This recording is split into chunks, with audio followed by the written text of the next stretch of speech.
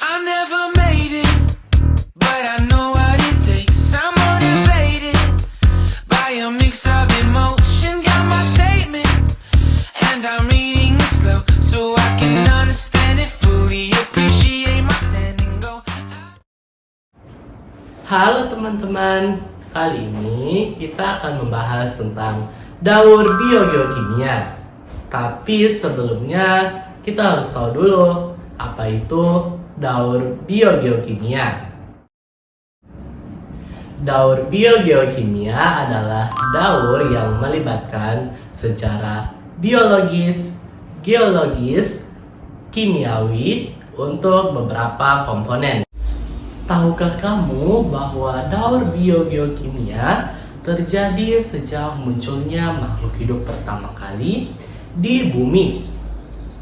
Daur biogeokimia memiliki peranan yang sangat penting bagi kehidupan manusia. Jika daur ini terhenti, maka proses kehidupan juga akan terhenti. Jadi, kelancaran daur biogeokimia penting bagi kelangsungan hidup makhluk hidup. Yang termasuk daur biogeokimia antara lain daur fosfor, daur air, daur belerang, daur karbon dan oksigen, dan daur nitrogen. Pada video ini kita akan bahas daur air. Tapi sebelumnya, kalian tahu nggak air itu berasal dari mana? Emangnya air berasal dari mana sih? Kita bahas ya. Sumber air itu berasal dari lautan, danau, rawa, sungai, waduk, air tanah, dan juga makhluk hidup dan air juga bisa berasal dari atmosfer ya. Air berperan sangat penting bagi makhluk hidup.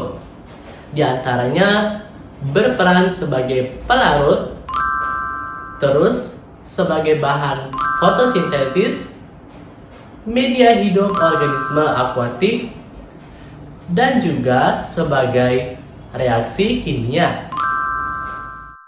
Dalam kehidupan sehari-hari, manusia memanfaatkan air untuk minum, mandi, mencuci, sebagai pembangkit listrik, dan sebagainya. Makanya air itu penting banget bagi kehidupan kita. Di alam terjadi daur yang dapat diuraikan sebagai berikut.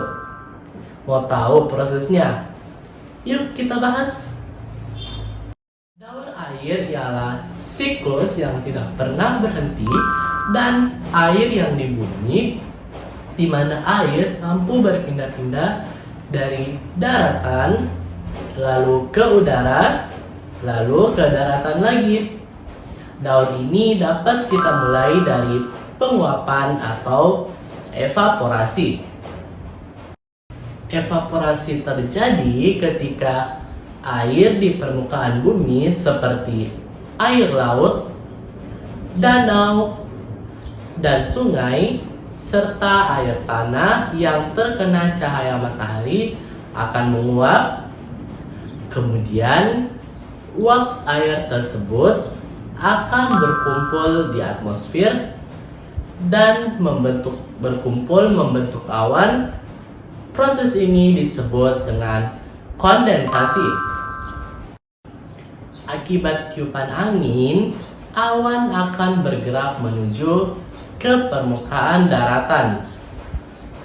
Dan akibat pengaruh suhu yang rendah, mengakibatkan terjadinya kondensasi uap air menjadi titik-titik air hujan, salju, ataupun es. Proses ini kita sebut presipitasi ya. Ketika air jatuh ke bumi, air bisa diserap ke dalam tanah atau disebut juga dengan infiltrasi. Dan sebagian juga dimanfaatkan tumbuhan dan hewan. Di dalam tanah, air juga mengalir loh akibat adanya gravitasi bumi. Aliran ini disebut dengan perlokasi. Selain bisa terserap ke dalam tanah, air bisa mengalir di permukaan tanah yang disebut sebagai runoff. Air tersebut mengalir ke sungai, danau, ataupun laut. Air-air yang ada di bumi ini nantinya akan kembali mengalami evaporasi, kondensasi, dan presipitasi, sehingga daur ini akan terus berlangsung. Kita review kembali ya. Daur air dipengaruhi oleh beberapa peristiwa, yaitu presipitasi atau curah hujan, kemudian transpirasi atau penguapan dari tumbuhan, dan yang terakhir evaporasi atau penguapan dari laut, yang bisa kita singkat menjadi prestasi Eva di air atau presipitasi, transpirasi, evaporasi, daur air. Gitu ya.